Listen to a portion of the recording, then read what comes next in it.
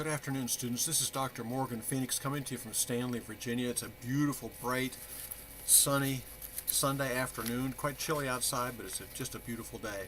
And for the first week of March, it's right in order now. Okay, we've come to week 8 of this class. I hope you've enjoyed the class. I hope it has served your mission, served your best purposes and interests, and I hope you are feeling that you have at least a few additional tools in your toolbox for issues of diversity. Diversity is everywhere. It's a fact of life. It's a majority concern. It is not a minority concern, because we meet diversity each and every day in one form or another, and we hope that the world will meet us with the same open mind that we approach it. Okay? For week 8, very, very briefly, you must post all of your assignments by Friday evening, late. Okay? I'll be grading on Saturday and trying to get the grades in on time. The final there's no opportunity for resubmissions here, so please do your best to complete all the assignments in their entirety. For example, your final project has 8 headings. They are 20 points each, and with just 10 points for the mission and vision portion of that. Make sure you deal with all of them and that you have them accurately headed, okay, and titled.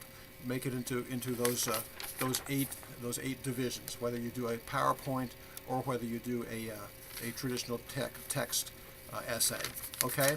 If you are doing a PowerPoint, this is a requirement. If you're doing a PowerPoint, there's minimal text on the screen, so you can use very, very abbreviated, detailed notes in the speaker's notes. That makes you the expert in the room as you speak, while the audience is captured by the graphic details on the screen.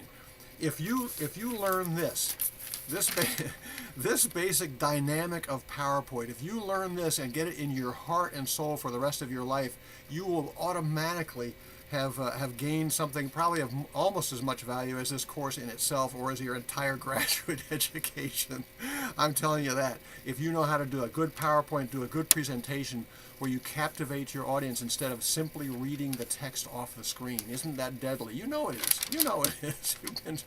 You've been to the professional development where a person presents you with 31 slides. 31 slides on a topic, and each slide is jam-packed with text that they read to you while you follow along the notes for a while. Okay? And for the final project, I would say that anywhere between 10 or 11 and 15 slides should certainly do it. You need at least one separate slide for each one of the headings, and then you perhaps have a title slide and a bibliography. That would be the minimum. And that's fine as well. If you can do each one of the headings in a single slide, that is fine. Okay, absolutely. In fact, it's preferable to doing 2 or 3 slides for each one. Then you're getting up into 24, 25, or 30 slides. Please don't do that. That doesn't show that you've given extra work to it. It shows that you have not condensed it to the point where it really should be for this assignment, for this class. Okay, you must post your final project in live text to receive any points for it. That's a university capstone project policy, alrighty? And I'm sure you've read that somewhere. It's in the syllabus. It must be uploaded in live text. I'm asking that you also upload the exact same document into Blackboard, because that's where your total points reside. So do post them both places, but they must be in live text, and that is university policy. I would like to ask I don't know how to ask this with enough emphasis. There is a student course evaluation that will appear this week, probably Monday, and will be live through Wednesday evening, I believe. It may be a little bit longer than that, but I think only from Monday to Wednesday. Please fill out the course evaluation, most particularly if there is something that really could be adjusted or altered in this class to make it more valuable to you or to other students. Please indicate that, okay? And if there is something that you think is a particular value that even could be enhanced, please list that as well. I think that's all that I need to say to you today. I do want to remind you that I probably will minimize my comments on your journal article critique and your discussion boards for the final week, for making sure that I'm done with my work by the time you're turning your final assignments in. And certainly for week 8 as well, there will be very, very minimal comment on your, other than the superlatives, because I think you've done very, very well. This class has done probably the best as a class, as an entire group. It's done the best ever in the 3 years I've taught this course in the journal article critiques that you've presented. All right, both in formatting, but also in using things that apparently are of vital concern to you. Alrighty, and that's the nature of this course.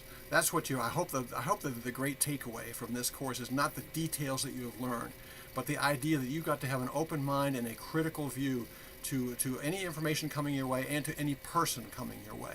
Because each and every person that you meet along the way is fighting some sort of a battle, and most likely that battle will have to do with a diversity issue of one kind or another, maybe that you are not either aware of or not comfortable with.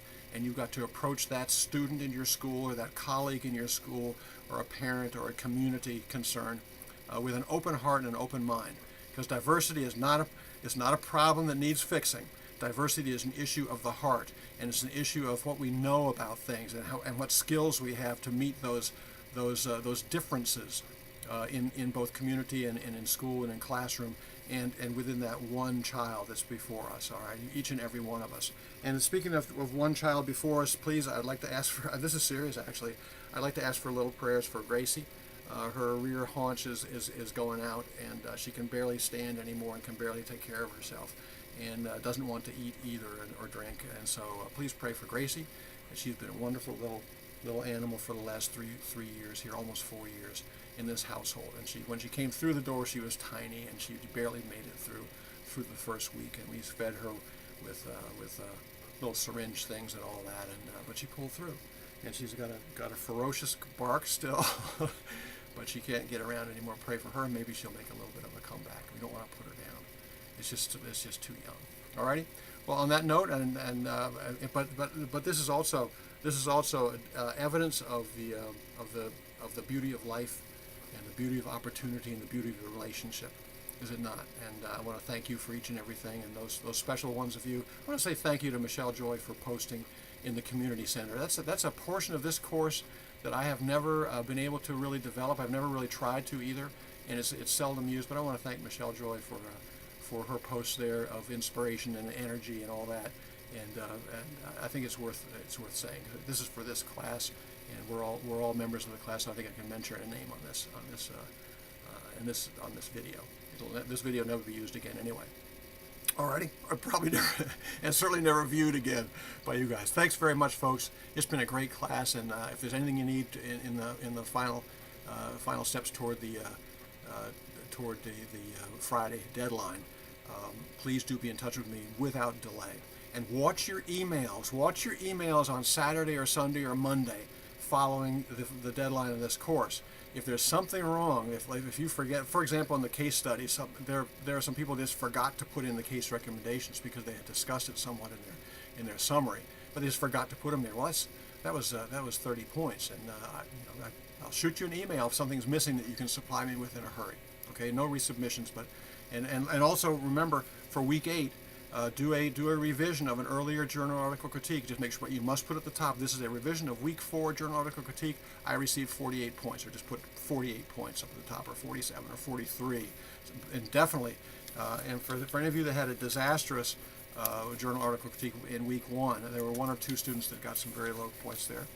I will match your. I'll match your points from the week 8 resubmission of that back to week 1, just to give you at a bit of a deduction, but we'll at least get you back on track so you have a solid grade in this class. Hope you did well. Hope everybody did well in here. I hope you learned something, and I hope you feel satisfied for this experience. God bless you all, and we'll see you next time, Lord willing. Bye-bye.